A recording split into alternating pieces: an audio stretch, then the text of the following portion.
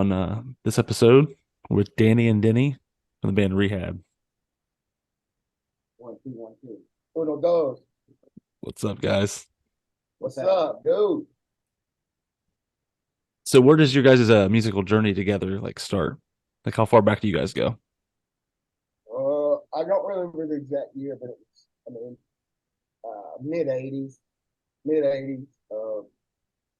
Met at some drug spot, and then Almost 40 years. don't say that, bro. Damn. What do you remember first bonding over? You two. Just hip hop, really. Okay. He came up rhyming. Some dude came up and said, "Yo, he rhymes too," because nobody around here really was spitting back then. And he came up and did his little thing, so I did my little thing. And then I guess the next day we were hung over and running over somebody's ramp in the middle of their yard or middle of the road. Kids built a ramp, a skate ramp, and I came down through there on that with my truck and tried to jump it and crushed the whole thing. Crushed all you with a car, your truck. That's great. That's great. Oh man. Damn. What drove you guys to get into music? That's a question we like to ask. Like what drove you guys to get into the music industry?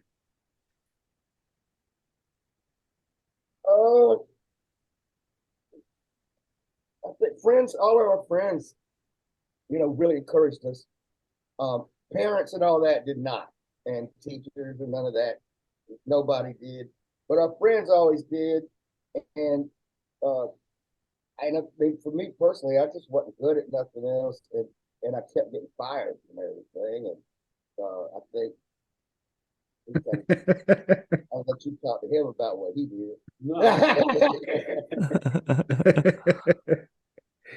Facing the wrong shit, you know what I mean? But I actually grew up breakdancing and getting in contests and stuff like that, and that kind of just kind of faded off. And I started getting into hip hop came out, and it was just like something that came natural. And like I said, when me and Denny was at a party, and we both did our thing, the place just lost their damn mind, and so we, felt encouraged by it, and it's like, all right, let's shit. I'd rather do this than else. It's a long journey after that. But however, there's something about hip hop that nobody that I've ever met can exactly explain exactly what it is that gets them into it. It's just something that you feel and you don't know you feel it, and then all of a sudden you're just there. You know what I mean? Right. It's like, right. I don't know what it is. It just gets you. You know what I mean? And like you said, you didn't care who supported you, really. I mean, you said people didn't care for it, but you still went full guns blazing, going down that path. Our family said to let it go. Like, you wait through life and time, and you will never make it from a small town. That was inspiring, really. It's encouraging. What town did you guys meet up in? Like, what town actually was it? Warner Robins. Okay. Yeah. How small a town is that? You say small town. It's about 81,000 people. Yeah. Right now, it's got an Air Force base. It's an Air Force town. It's the third largest Air Force base in America. So it's pretty good. As far as the Air Force. Okay. Like if we go to war, we're coming here.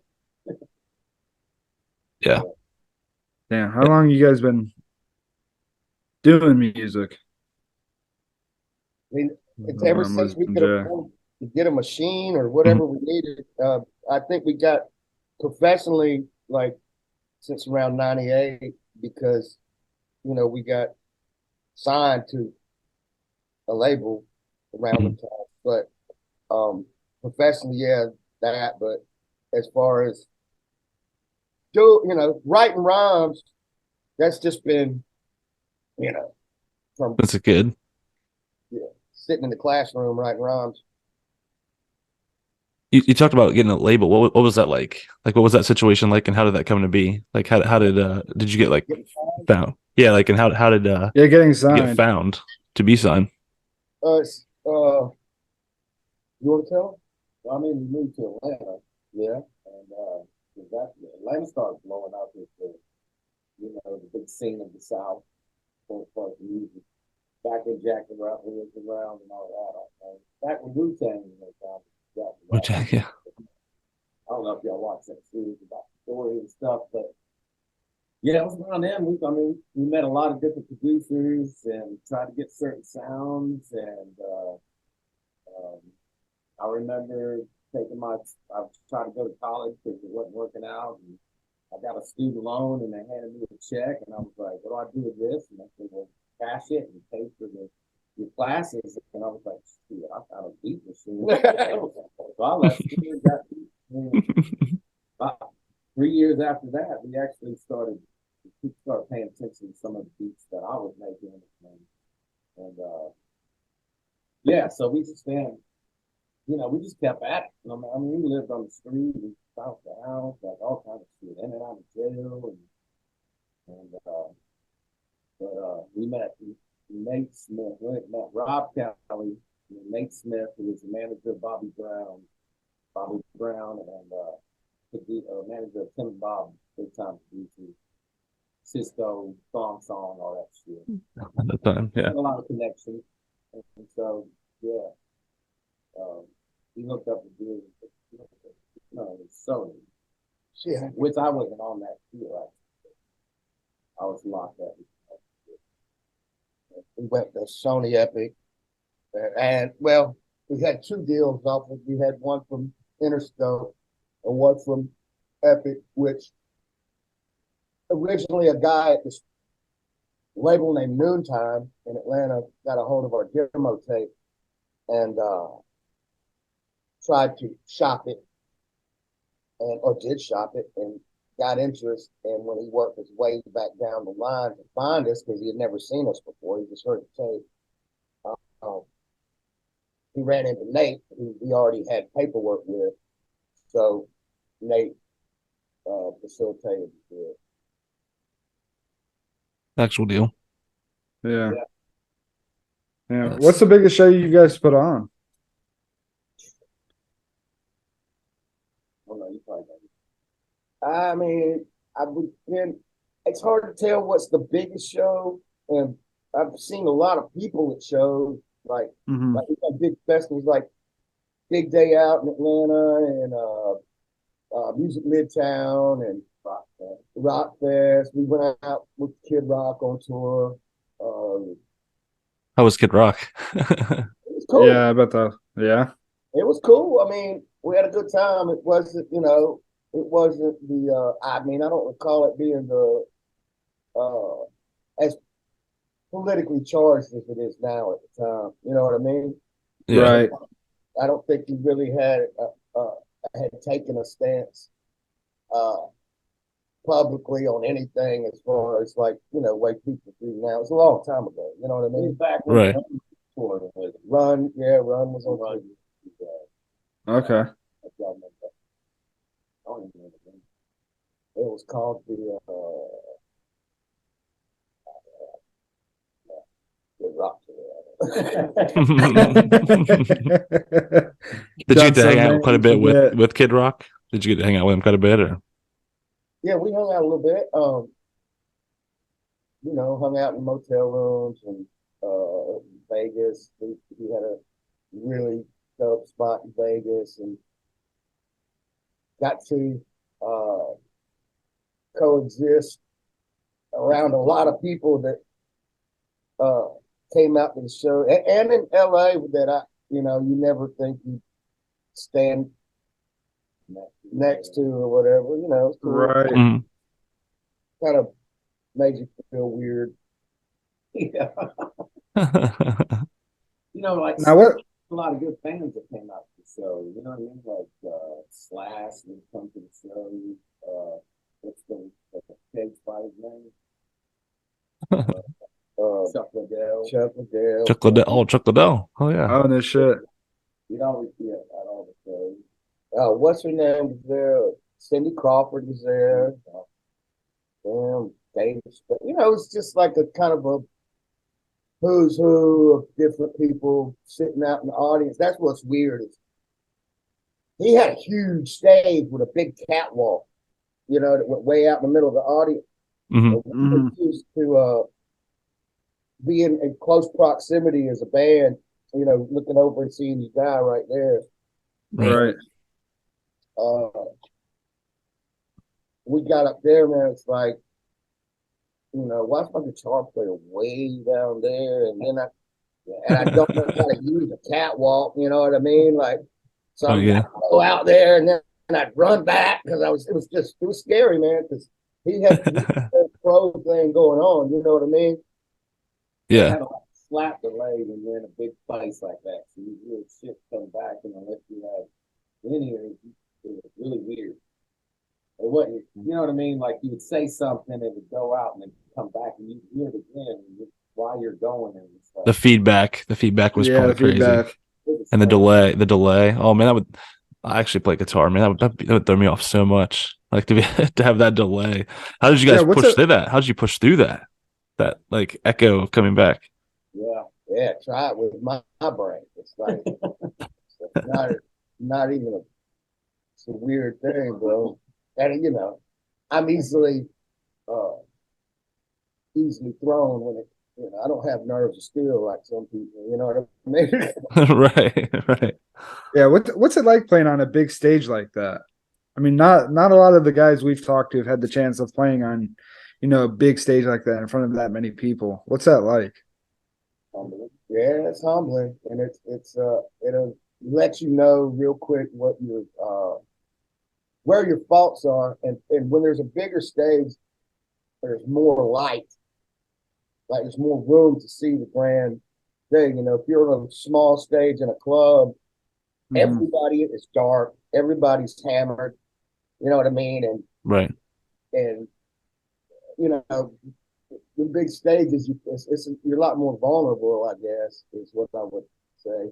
Yeah. Okay, so you mentioned faults. This is a question I like to ask everybody. What's like your biggest mess up during a show? Like your worst thing? Like It was what's like they the hear you. Like what was the bad show? Like where it was like, yeah, oh what was the fuck. bad show? What's the worst thing that's happened during a show? One dude grabbed my nuts. I didn't even really grab them. I was singing, I was pulling the old, I'm really feeling this, eyes closed, you know what I mean? Look, Yeah. Mhm. you know what I mean? I had head back, Did you hit Scott, another octave when he squeezed him? Like when he I got was, no, I was Scott Stapping, you know what I'm saying? I was Scott Stapping in the piece. And, and I, and I had arms wide open. And, and this dude just reached up and jingled my bells, man. And I was like, I tried to kick him, and I kicked the monitor and almost broke my foot. And so I got sexually harassed and a broke foot on all in all in tail minutes. swoop. one fell swoop like seconds. They tried to Donald Trump me, dog. Yeah. Oh man. I love hearing, some of the weird things that happen to you guys who perform and whatnot and like the bad things. What's one of the best performances you guys put on? What is like one of the best memories you guys have performing? Ooh. Best memories of performing. Yeah, because I mean, you have that one grab him by the nuts. What's where you? It's like you were Yeah, flying what's high. your yeah, what's your flying You didn't high get your taint moment? tickled. You actually. How you get your what? You didn't get your taint tickled. You actually got something good out of it. Yeah. Um, I don't know. I mean, I guess probably really they mostly felt really good early on, like when we were coming up, Hmm. when it all like everything mattered Hmm. as far as just getting approval for that one show. And if when you're in front of when you're younger and coming up and you're in front of people and you're winning contests and there are other big acts there judging and stuff like that, those made you feel like you was really doing something. But then once you get into industry, and you know how it is, it gets kind of business as usual. You know what I mean? But Right. we try to have fun with it every time and make the people feel like you're giving it 100. You know what I mean? Right. Right. It is. Yeah, there's some guys out there who don't give it 100 every time, and it's noticeable. Yeah, Very noticeable. it is a good feeling when you're done and they chant your name. Just Yeah. come back out. You know what I mean? Mhm. Like, Mhm. that's for anybody. You're like, oh, we did a good show, man. You know, want more. Yeah. So what are you guys working on? What do you guys got coming up? Album. You guys are working on albums, right? Album plural, yeah. Yeah, I was gonna say Multiple things at albums. once. Yeah. We got a lot of stuff. We got a bunch of songs in the can that are getting mixed. Well, I won't say in the can. They're getting mixed, and every day we're trying to keep building in the studio. So it's a constant. Try to treat it like a job. I mean, you got to go to it. You know All what I mean? right. I mean, for you guys, that's your career. That is a job. So, Yeah. I mean, I mean, it's not something you just retire. It's a lifestyle. I mean, it's one of those things where yeah. you're living it. I mean, No, he's living it. Don't let him play that. Play it down. The downplay or whatever. He's not living until the sun comes up every single night. If he ain't on the road, he's making a beat, putting focus down every single night, guys. It's overwhelming sometimes. For me. can't stop, won't stop. Yeah. I mean, what else you gonna do? Yeah. That's when Denny called me earlier and said you guys were in the studio till the sun came up. Like, that's putting in the hours. That's putting in Mhm. the work. That's hard dedication right there. Night shift. Yeah, man. And nobody messes with you at night. You know what I mean? That's true. Everybody's sleeping. Huh? Everybody's sleeping. There's no Everybody's sleeping. Nobody's messing with distractions. you. Yeah, interruptions. But Yeah, yeah. Where's me at? Now, before we started, we were talking about that flag behind there. So is that Danny? Is that you said that was your grandpa's Yeah. flag? I think it was actually we're on Memorial Day weekend. We were just talking about that, like fallen soldiers and stuff like that. I assume he was a military man. Is that Yes, what? he was. He was. I think he was Navy, and then after he got out of the Navy, he rejoined the Air Force. Okay. Dang. Okay. Oh, I got a lot of crap over there. I got I got my dad's flag. It's in the house though. And I got two lighters the same color? No, actually I have yours and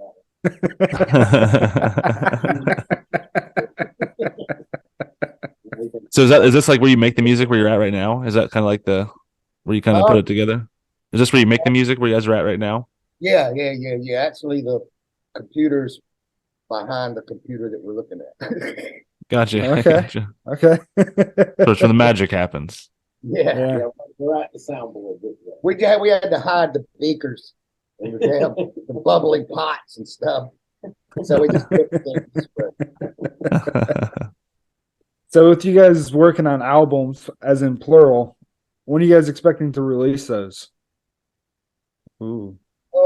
As soon as we can get them mixed, I really honestly wanted to have them mixed before we go on the road for this next tour, but we're gonna be pushing to get that done, I think, currently, because we were supposed to be in the studio mixing this week and it got canceled for some reason.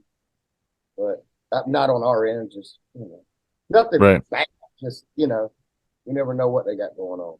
Right. Now, is it hard to $1 billion to work with Kanye and they couldn't turn it down? You know what I mean? I don't know. Right.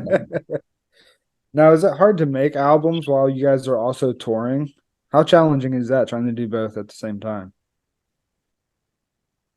We bring equipment on the road with us, so after the shows, and most people want to go party and do after party shit. We go to the bus and set up and start. You mean you guys ain't out going partying and all that after these shows? It happens from time to time, but it's not easy to do.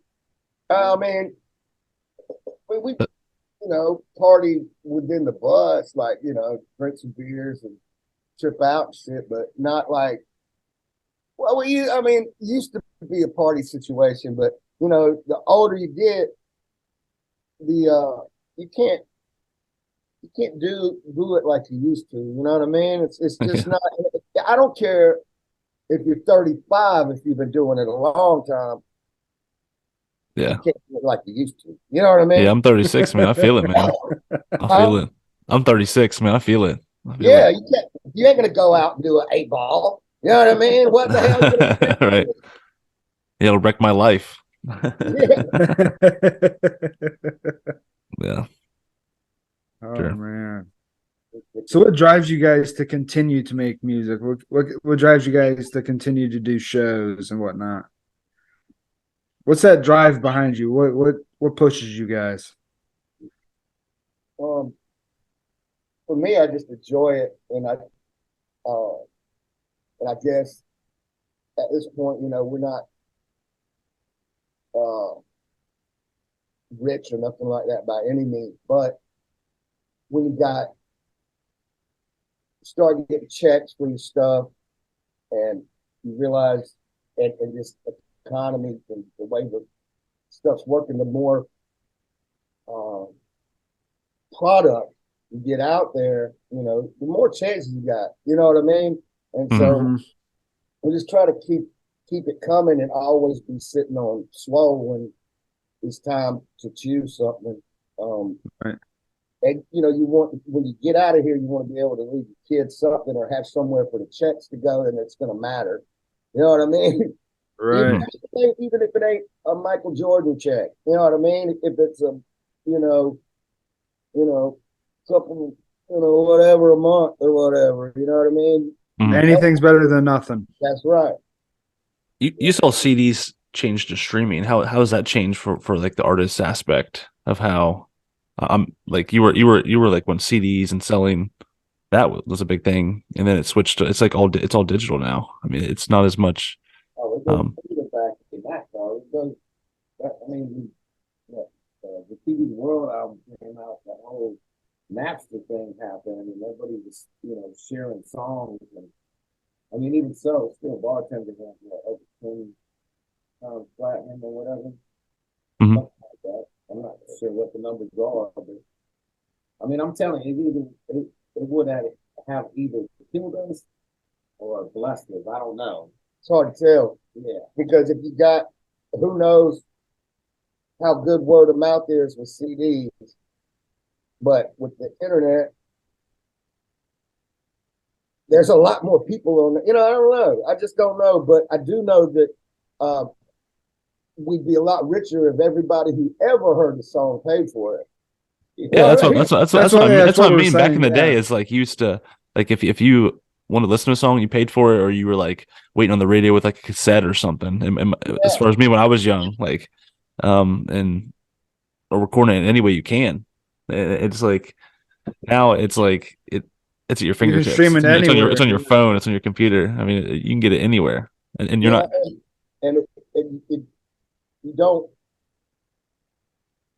like, like, for instance, when I was in school, if an album came out, this dude might have an album. Now they had been touring already for over a year usually, Mm-hmm. and then when they Mhm. finally blow up, they would. I'm telling you, they would sell 10 million records in a week on their opening release. And now you can look at somebody like Jay-Z, and he might only sell 1 million his first week. You know what I Right. mean? That's Right, huge. You know what I mean? right. Nowadays. Mm-hmm. So it's How's that crazy. affect the paychecks? How's it affect the paychecks? I Yeah, it guess it's has to like, affect the how paychecks. does that's what always blew my mind as far as like because you were getting paid by those CDs. How are you getting paid by how for artists It's like the half, streams pay you guys? like half, really. And if the sales were still there, it would be double what's still there. So is it the touring? Is it the putting yourself out there Touring, and touring? yeah. Unless you're fortunate enough to get a whole bunch of different, you know, sponsorships and opportunities, like, whatever, a movie or something. You know what I mean? I don't know. So I do got to ask. He keeps taking his hat off. How do you have a head full of hair and he's bald? It shines every time you take your hat off, man. It glistens in that light. Hey, I'm balding. That's why I have a hat on too. Yeah, I will. he doesn't I will have- join you there, Denny. I know he got a damn head full of it. I'd be mad. Best Oh, genetics. hell, Oh man, it shines, man. It shines bright. Oh shit. yeah. The reason why we keep looking up is because the playoffs are on and NBA games. Yeah, you asked me. I figured he asked if I was watching the NBA playoffs, and I'm like, it's not really my forte. Yeah, I do watch. I'm kind of a sports nut all around, but yeah, I'm obviously not watching right now. But yeah, I'll be okay with you start cheering, man. It's okay. Got some money on the Yeah. line. Yeah, he said he's betting. He said he's a betting man. Yeah, it's fun. Yeah, I'm Bengals. Bengals, Reds, Ohio State. Is where I'm James at. Brooks, baby. What's Remember that? James Brooks, he's running back for the Bengals. Yeah, Back there, he's the one arriving. yeah.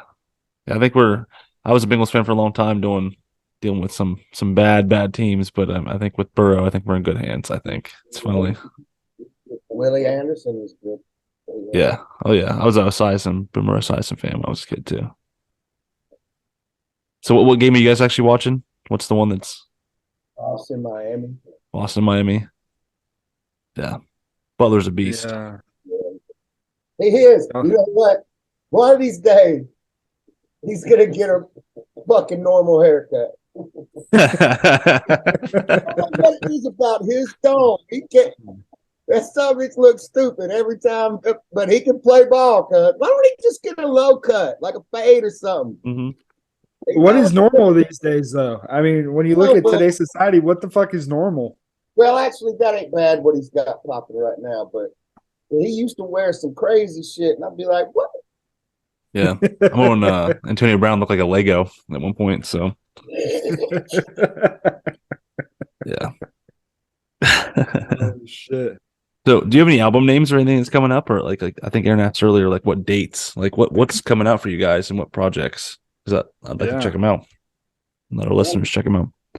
Going through names, we don't really know. I had a lot of ideas for names, and Denny comes up with names. He had one called Areola 51. And, Oh shit. we had one called, at least for now, I don't know. What do you come around, you know, The name comes to you when you're dropping the album. huh? When it's ready to drop the album is when that name will come to you. Maybe. It's usually how it works. Yeah. Well, there's so many damn songs that it is. I think just over the COVID thing, when I came over here to the studio, we had over 50 songs already ready. You know what I mean? Yeah. Yeah, how'd the whole COVID thing affect you guys?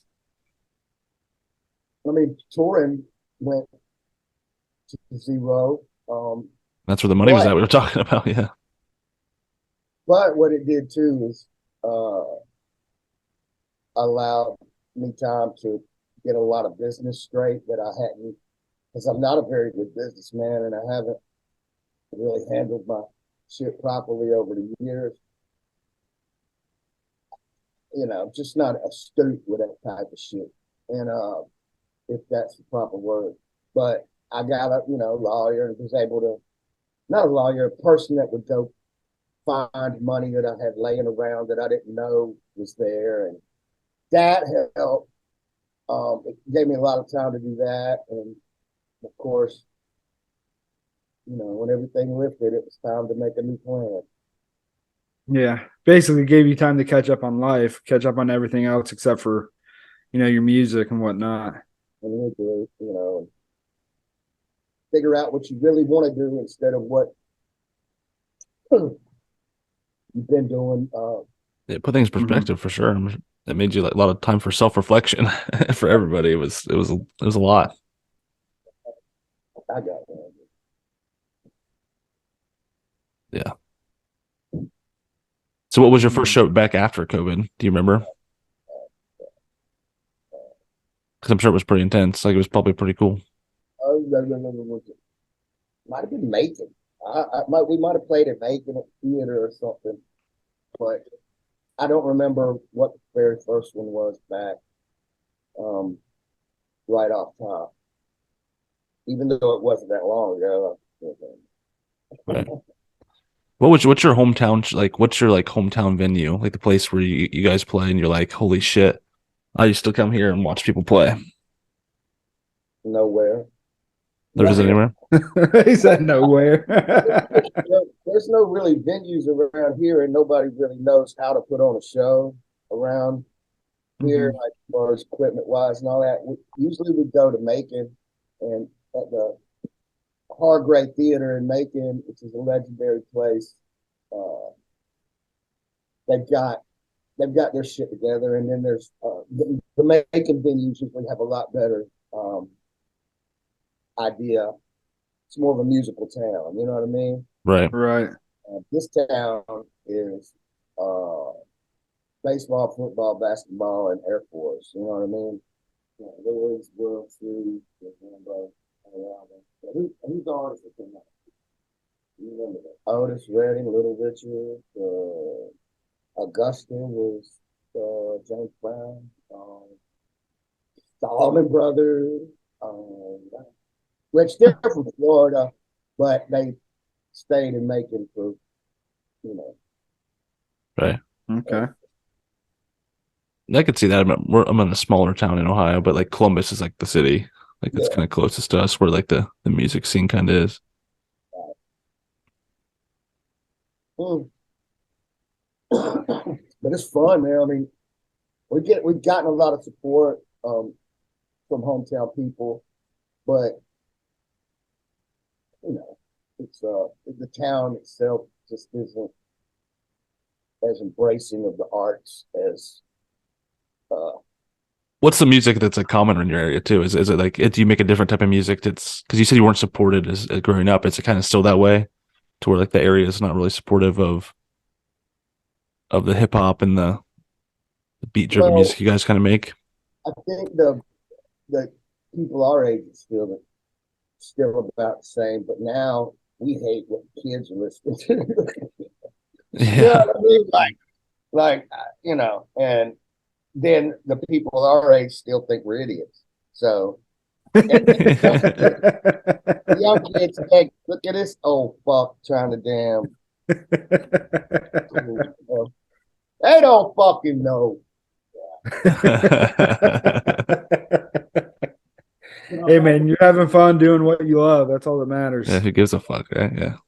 Back in the days, the hip hop, like you had to be unique. You couldn't sound like somebody else, and you had to come up with your own style, and that was awesome. But it seems like nowadays everybody's just copying it, but you don't know who the hell is doing that. It all sounds the same. It's like Yep.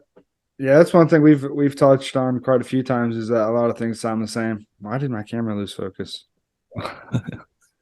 Yeah, it's almost like rinse and repeat is what a lot of this shit is. I mean, that's one thing you guys' music is unique. I mean, from the beginning, listening to you guys are you, like you definitely are you. But there's some of these like radio stations they used to do some cookie cutter stuff. It's like, who is this? They used to be able to tell like, oh, this was this everybody person. sounds the same. This was this person. Now it's like I'm not sure. you can look on like if you pick up magazines these days, if you do, I don't anymore. But you don't even know who the fuck that is on the front. It's Right. like, who is that dude? It's just another, you know.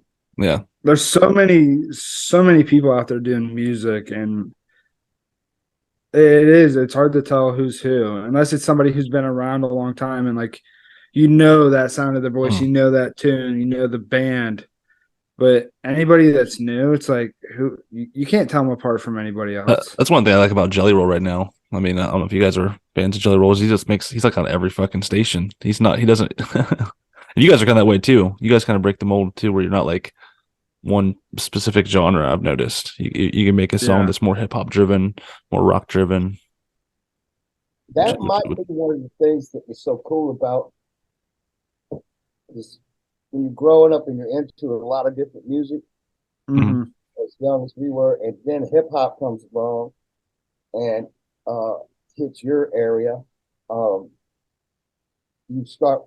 That was like the first music that I mean, there was rules, but you could use other music to make this music, and that's Right. what I was. And that taught. That was hip hop gave us a um, what do you call it? Education to other kinds of music because we'd start. You know, you start digging through the crates and finding different things and finding breaks and doing it, and then next thing you know, you're like you know a lot of shit and you like a lot of shit that you never would have liked before. You know what I mean?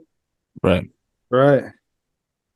Yeah, I've gotten into a lot of different music over just the last 2 years that I would have never listened to if it wasn't for certain people. You know, they're Yeah. like, "Hey, listen to this." And it's like, I don't know. They're like, just give it a try, and you listen to it. You're like, all right, I dig this. This is fucking awesome. And then you get more into that field, into that genre, and you find so many good artists that are out there that you would have never thought was out there until you dig into it. And I've just come across so many good ones. So many good ones. Also, what the problem was too is that the labels couldn't put us in a category because we Mhm. did so many different flavors came out of what we were trying to do. They couldn't like lock it down to just one category. And back then, when we first got signed, like we needed to know, like we put in alternative hip hop. You know what I mean? That's what we kind of call it. But they like the rock and the hip hop and this, that, and that really sounded. Yeah, you don't have one basic. I mean, you guys are widespread. There's no it's hard to just like, especially you guys and guys like Jelly Roll, to just narrow it down to just hip hop or just one genre. When you're into multiple genres and you can do country, rock, hip hop, you can do all those. There's so many things you can do Mhm. with your music. And Yeah. some of these artists, they limit themselves, and when they do that, it makes it harder and harder for them to create music It's because gonna be while they're boring as trying, an artist too. I'm sure that's what makes it fun. yeah, Is and it's while they're kind trying to create of something, there's somebody else out there who's creating the same fucking thing, and it gets very boring. Yeah. Yeah. what are you guys jamming out to right now? Like, what are you guys listening to? Like, what's like when you're in the truck or the car, like going on the road? What's playing? I mean, honestly, like while we're recording and working on stuff, I don't like to play certain shit because it'll affect what Influence you too much? so a lot of times like if I'm driving, it'll be silent. Like I won't play anything. You know what I mean? Like I'd rather just sit in that quiet zone and think about, what we're working on or what we're trying to All do. right. What your feel is? Kind of get I've your never point really of view. thought about that. You know, being in the music industry, being an artist of some sort, like what would you listen to that wouldn't take some kind of effect on the music that you're doing? Like Mhm. that would be hard because I listen to music all the time. But yeah, And as an artist, yeah, you can't do that. yeah, before you know it, you're coming up with a melody and you're like, "Oh, it's like Jack Black with the ice cream truck. You ever seen that? Yeah. He's sitting here like, all of my bucket, all of my buckets on. And then all of a sudden the truck goes by and stink, stink, stink, stink. He's like, oh, Yeah. ice Damn cream. it! It's ripped off the Yeah, fucking ice cream man. yeah. Yeah, that is funny, and I think musicians do that, Aaron, though, because I've been called a sociopath because I will drive in silence, and people were like, "What the fuck?" And it's Yeah. because I don't want any inspiration at all at that moment. I want to feel my emotions I'm in that using No, given I moment. can't. public broadcast radio because my wife leaves it on. Yeah, what she listen, what she jamming to? That you got to listen I'm to. listening to Celtic clogging steps.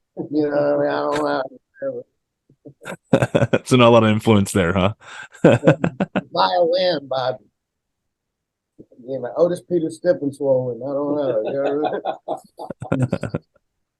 Now, what's it like hearing one of your own songs, play on the radio or play on a streaming service? What's that experience like? Listening to your own music, what's that like? knowing that so many other people are out there in their cars listening to the same song that you are, and you created it? I remember the first time that happened, and I was riding with Jesse. Yeah, I was riding with Jesse, this Italian dude from Mandarico was the name of his band. But anyway, we was riding through Atlanta, and the it came on the radio, and he was like, "Oh shit, turn it up." It was a trip the first time. What song was it? It don't matter. And end up Okay. seeing our video first time on TRL or MTV. Yeah, that, Oh, music television that is no longer yeah, music that Yeah, I was, television. remember that fucking Carson Daly, dude. I remember, dude. I watched you on that shit, man. I was there. I was there. That that is wild to think about. When MTV was actually fucking music. yeah. That was really back. The only news I watched was MTV news, and they just they just cut that shit out completely. Yeah, I heard that they canceled that shit. That was sick. Yeah, back in the day, that was where I got my news too. It's the shit I cared about. Yeah. Oh yeah. Only Man. news. What song did you have on TRL? What song did you have on there? Just it don't matter. It was the only one. That, Was on there? actually wasn't a TRL on the countdown. It was what happened. They have a countdown, and then they'll have a TRL wannabe. You know what I'm saying? They'd have Oh man, they got you on the fucking one of about them to make assholes. it. You know what I mean? Hey, you were on there, dude. As far as I'm concerned, you were on there. Yeah, just about to make it, and they play it. This week's TRL wannabe is, so. Fuck Carson Daly. No, I'm playing. Oh shit, man. That's The awesome. experiences. Yeah, and how music has changed. It's crazy. It's fucking Yeah, it's crazy. changed a lot. I mean, it's changed a lot over, the last 10 years, over the last 20 years. Yeah, so it's still fun though, man. It's like the main thing is, you know, getting your rocks off when you're in front of the speakers and then just putting it out. And putting out shit you like, and sometimes things you don't, because there's a lot of people that are telling you, look, man, I'm telling you this will work. And it will. If 9 out of 10 times, nothing I've ever thought was going to be a hit ever was, or it's going to be a good song. It's always something you weren't thinking about. You know what I mean? At all. So, Right. Now, how has your crowd changed? Has your crowd changed much over like the last 20 years? Like your audience, the people who are like coming to these shows to see you, how's that changed over the last, 20 years, 10 years? Well, of course, they've gotten older, of course, and really amazed at the people that, the young kids that do come, Mm-hmm. were raised on it, or like, man, I've been listening to this shit since I was 5 years old, and my parents used to play this all the time. And Right. parents, bring your kids, because I don't know, it's cool. It's turning into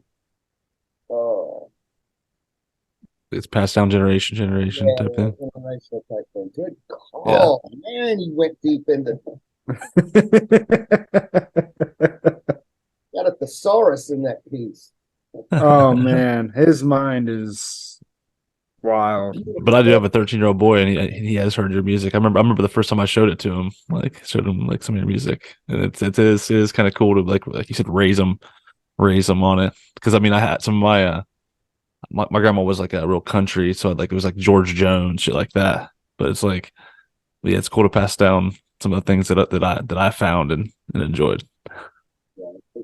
George Jones was dope though. He had dope lyrics. Yeah, he did. Yeah, he was a lyricist, man. George No Show Jones. It was, you know, if he was gonna fucking show up either, man. He's gonna be drunk or arrested. They said here in Macon one time he didn't show in the crowd. Everybody left, except for like 30 people. And they said he come in on a motorcycle drunk through the back doors at like 2 hours late and just sat down there drunk on his motorcycle and played guitar. And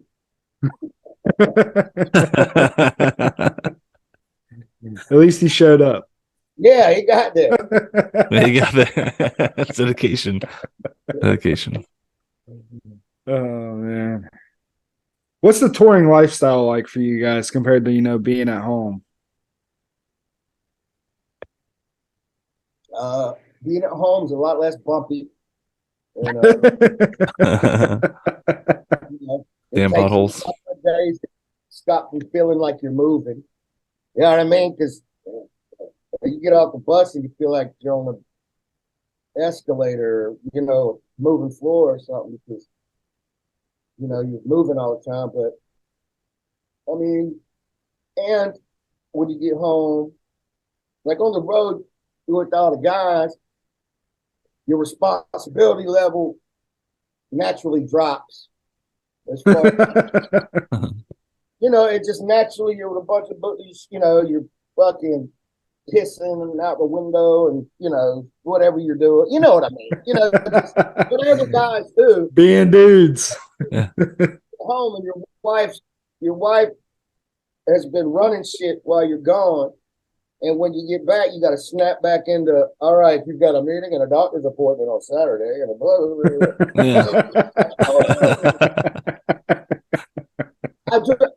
I came home from the road this last time. We drove 1,500 miles, 50 something hours. And on the road, I rode, I didn't drive. But I was in that bitch. And at home, I got out of the car. She says, "You want to go for a ride with me?" Absolutely not. I was like, "Go for a ride?" It's the last thing you want to do is go for a fucking Yeah. ride. Yeah, let's go to Kroger. Fuck it.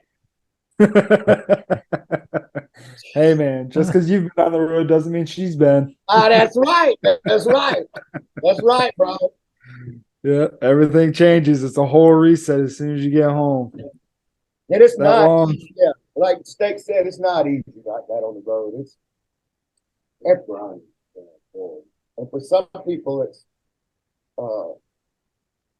harder than others. You know what I mean? It's at different times.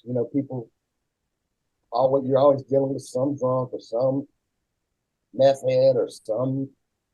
Do you guys lean on each other when you're out there though? Like, do you can you see that? Like you said, some people have rougher times. It's like, do you hey man, like, do you pick each other up when you're out there on the road? Yeah, we get a lot of help and people. I mean, and within the crew, we're pretty supportive of each other. Yeah, very tight. Yeah, they're good folks, man. I got a good band. Actually, big shout out to Ian, Sebastian, Brando, and Corey. Sebastian's really proud, right? Yeah, this dude Sebastian from Tampa. Oh, Tantric, yeah. Oh, okay. I'm Yeah, familiar. Familiar. Yeah, we've interviewed John Laurie from the band as well, and know Hugo a little bit. So we're trying to get a sponsorship with a shampoo company. He don't need it. He don't need yeah, it. yeah. I feel you, Denny, man. Sebastian's got a mane, son. Yeah, he does. That dude's got some fucking hair. I'm talking He's about. He's got it for all of you guys. He's got a beautiful locks. He does. Have you jammed out with him yet? Have you guys played any shows with him yet, or is that a store coming up? Yeah, he's cool, man. He's a cool dude, and he's just got a lot of initiative and just a go getter. It comes from a different style, different genre, so it's really a good mesh. Like it's very, very unique. Yeah. Brought some of that rock into the mix. Yeah. But yeah, I just got a text from our message on Messenger that said somebody was saying I've never seen a band come to a show, stay so close together, and leave together. Mm-hmm. Everybody breaks up and we go different directions or whatever, but they were talking about our band that we stay together, we set up together, we do the show, we pack up together, and we leave together. They were Right. It's a good routine, though. Makes it easy for Yeah. everybody there. It sounds like you guys got each other's back. Like I said, I mean, that even shows even more. You guys are there for each other. It's like, hey, once we're all done, is when we get out of here. I'll stand by you. There you go. I'll stand by you. Is that a cover we're gonna be seeing from Rehab here soon? Is it gonna be? Nobody hurt you.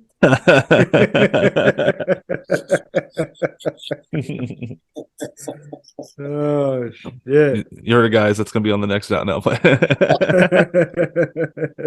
how I'm, bro. That's great. I had to stand up on that one, man. I get crunk. No. But this is usually about how long we go. But what's some upcoming shows and like I said, some songs we're gonna might be hearing here soon. Like promote you guys self. Where can you guys? Well, be you found? can't ask Danny. He doesn't really know his schedule, so I mean, he'd probably have to look. Dude, you got an album called Sandcastles. We got an album called Sandcastles. I got 4 EPs that are out. And I got then the new album. We got a song on there called. Well, I ain't gonna say it because it's kind of a catchphrase that might get picked up, and I don't want it to get picked up before it's picked up. Okay. We'll be looking Fair for enough, it. We'll be looking for it. Like bling bling. Right. Yeah. Pop culture shit. Yeah, good. That's awesome. I promise. What's yeah. What's a website, social media? Like where can we reach you guys, or where can people find you guys at? Where Rehab? I don't know. I mean, if a quick Google, you guys can be found on Rehab. Rehab can be found on Google. But Rehabmusic.com. We're on Spotify. We're on all everything. All the shit.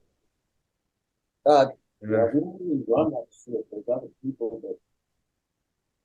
Yeah, I don't know. And we got a Facebook too, and my wife keeps very good track of that. And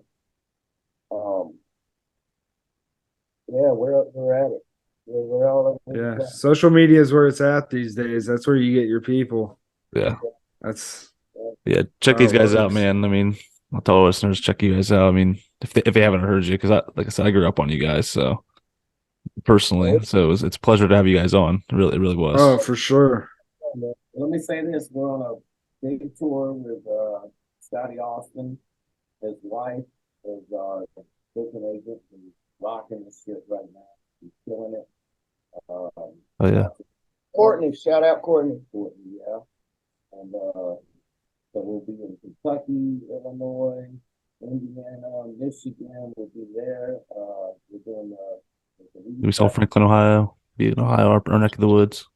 Yeah. Shout out to my wife, Shiv, too. She's handling shit too.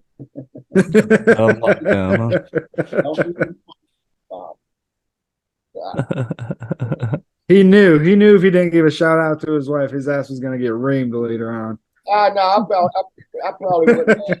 But I thought, I do. I think sometimes to myself, and I was like, damn, dude, giving everybody shout outs and your wife sitting there fucking on the phone. Like, I'm a dick sometimes. Gotta make it for every now and then, right? But again, thank you guys for coming on. I really appreciate you guys. Oh, absolutely. It means a lot to me. Tour info right now. Sending it. You guys come see us. Oh, we'll check you out. We'll be checking you out. You guys will be. You guys will be in Ohio. We'll hit you up too. Yeah, we'll hit you up when you guys are in town. All right. Yeah, hit us up when you get there. Oh yeah. We'll have to. Oh, yeah. But we'll see you guys next time.